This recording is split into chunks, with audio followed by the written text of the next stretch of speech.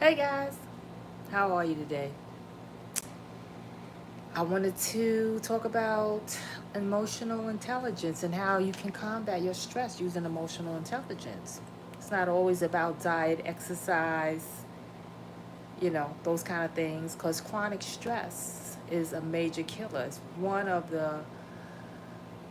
chronic stress one of the things that is more likely to develop or cause you to be diagnosed with chronic lifestyle diseases than you think. So that's why I'm going to talk about emotional intelligence, because that is a major way that you can control or combat your chronic stress. So, what exactly is emotional intelligence? Emotional intelligence is the ability to understand and manage your own emotions, as well as identify and empathize with the emotions of others. But right now, we're going to be talking about us, not so much of others, but about us. How do we develop emotional intelligence, or what steps can we take to increase emotional intelligence, right? So, 5 ways that I'm going to discuss today is the first one is empathy. Sensing your pain and having empathy for yourself. Start listening to your inner voice and recognizing the feelings that you're feeling. Where are they coming from? Because a lot of times when we're under chronic stress or we're in a stressful situation, we tend to think that it's the external things that are happening to us that is causing the chronic stress. And sometimes that is the case. But most of the times, the chronic stress is oftentimes coming from another issue. So we want to start listening to our inner voice to determine exactly where the stress is coming from. And then you want to have empathy for yourself. If you're on a journey to lose weight, improve your health, and you may have had a setback, and maybe you've stepped out of your healthcare regimen that you usually do, and you're feeling kind of disappointed and discouraged, don't feed into that too much. Appreciate and acknowledge how far you've come so far, or appreciate that you made this decision to invest in your health. And don't beat yourself up so badly, because this health journey of maintain eliminating chronic stress and maintaining optimal health, this is going to be a lifelong journey. So don't have some empathy for yourself. It says empathy is putting yourself in someone else's shoes. Well, try putting yourself in your own shoes, or thinking in terms of, if this was someone else who maybe had a mishap or a setback, how would you how would you feel about them? How would you treat them? So empathize with yourself. Practice being kind to yourself. Use kind words. Don't call yourself names. Oh, I'm so stupid. Why did I do that? Blah blah blah. No, use kind words. So also, communication. Number 2, communication. Again, how do you talk to yourself when things are not going as planned? You know, do you speak to yourself kindly? Do you say, this is just a situation that happened. I'm going to go back on track. You don't want to just give up. Keep going. Don't let those negative thoughts and that lack deter your mindset, that you've determined that you're going to go forward and succeed with this. Also, be in tune with your body. Communication is you have to communicate with your body as well. The other day I was extremely stressed because I'm making some changes in my life, and I was extremely stressed, and I could actually feel it physically in my body.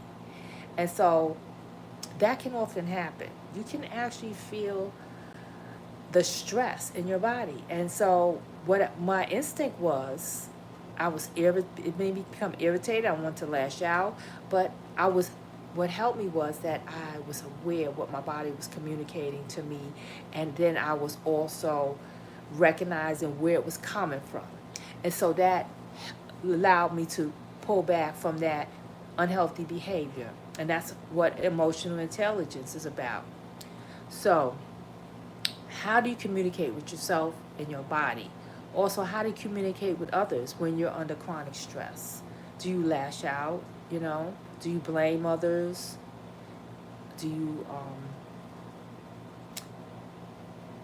become abusive, or, and just going lashing out at people and blaming them for the situation? Because that can happen sometimes. Because sometimes you can be so stressed. So look at the way that you're communicating with yourself, but how you're communicating with others. Also, your self-awareness, okay? You want to be mindful of your triggers, because there are things that triggers most of us into taking on some kind of unhealthy behavior, all right? And especially when it's around food. And, hey, Jay, you need help? Well, I'm going to be putting the discovery call link in the description after I finish this live, and we'd be happy to help you here at Truly Plant Based. But back to what I was saying on self-awareness, you want to be mindful of your triggers. For me, I have a few triggers, like, especially, I think with everybody, there's one person or somebody in your life, whether it be your boss, a coworker, a family member, your mate, or whatever. There's certain people just know how to trigger you. Okay, sometimes I have someone like that in my life, and when I get triggered, with that individual, I tend to retreat into myself and want to lick my wounds and then reach for something unhealthy. Also, I cannot walk down a potato chip aisle. It triggers me. I'm going to want to get some of those chips. So we all got these different triggers that cause us to engage in unhealthy behavior. So self-awareness is knowing what your triggers are. Also, consider how your choices affect others as well. That's being self-aware, because when we decide to go on a health journey, most of us have families, or we have mates or children, whatever. We go on health journeys, and all of us want to be healthy, right? All of us want to be healthy. All of us want to do the right thing, take care of ourselves. However, we're not doing it. We have the resources today. The internet is loaded with exercise programs, diets, all kinds of things. But for some reason, we're not availing ourselves to the resources we have out there, and we're not reaching our optimal health goals. Sometimes it's because we need help. We need support. I see on here someone is saying that they need help, and or you need help controlling your anger. Well, I'm going to tell you, I'm a health coach.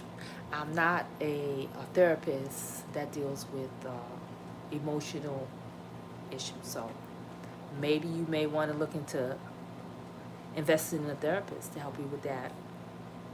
And so what I was saying is, sometimes we want to attach an assignment to our health goals, because maybe, like some of us, we may have grandchildren. We want to be able to run with them, play with them. We may want to start a business, or we may engage in some kind of activity, but because of our health issues, we're not able to. So maybe we can attach the assignment to our health goals, like being, if I reach these health goals, I can spend time with my grandchildren, play with them in the park. I can get rolling on this business idea I have. So attach an assignment to your health goals, and that may help you to stick with it better. Also, using positive self-talk. That is a great thing, because as we were talking about, you talk to yourself negatively, you're down on yourself, you beat yourself down. Use positive self-talk. If you want to reach out for something, think about it and try to reverse that with the negative that you're feeling, reverse it to a positive.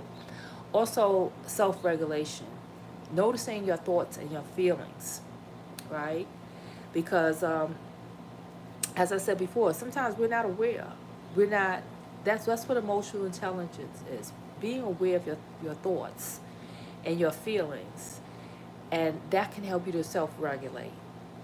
If you're trying to stay on your plant-based diet, and you start getting these negative feelings or these thoughts or these feelings, and you just want to reach for something, but be aware of it, notice it, want to have it of noticing your feelings, and try to turn these challenges into opportunities. When I first started my plant-based journey, I wanted to be able to cook different foods because I wanted more variety. I wanted to be able to my food to taste good so I could stick with it. So I took a culinary course and I learned how to cook plant-based foods. And now I teach other people how to cook plant-based foods. I share information with others, helping them to have a more healthy lifestyle. So I turned what was a challenge for me to stay on course with my plant-based eating, I turned it into an opportunity. So look for creative ways you can turn those challenges into opportunities. And then the last one is self-motivation. Well, how do you keep that self-motivation up? Well, self-motivation at times can be fleeting. So we really want to develop discipline. But ways that we can stay self-motivated is by setting realistic goals. Because if you set your goals too high for the capacity that you have at the time, because there's different periods in our life, sometimes we don't have the capacity.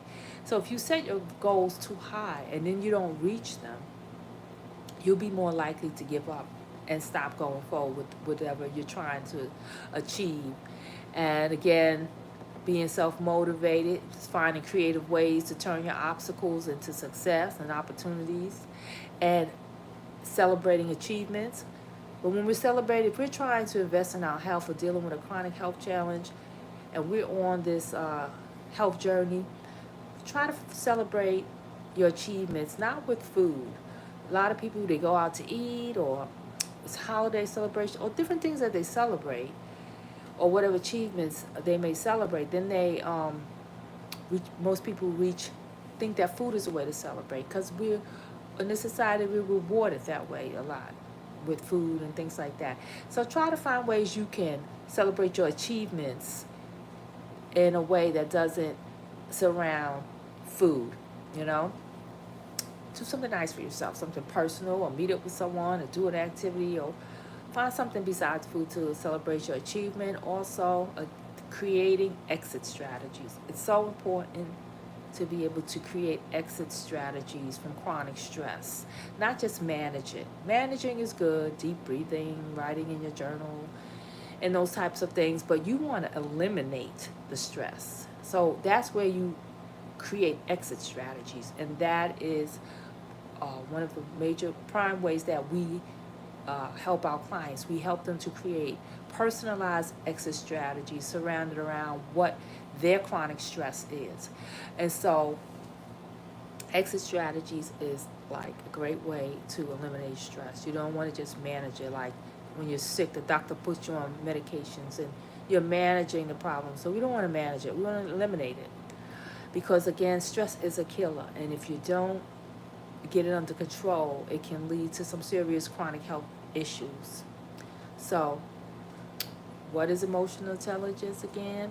Well, it's being able to, regulate yourself and your emotions and understand and manage them, as well as identifying and empathizing with emotions with others, because sometimes we can misinterpret the intentions of others, and then that leads to a breakdown in communication. Again, we talk about communicating with others, which can increase chronic stress.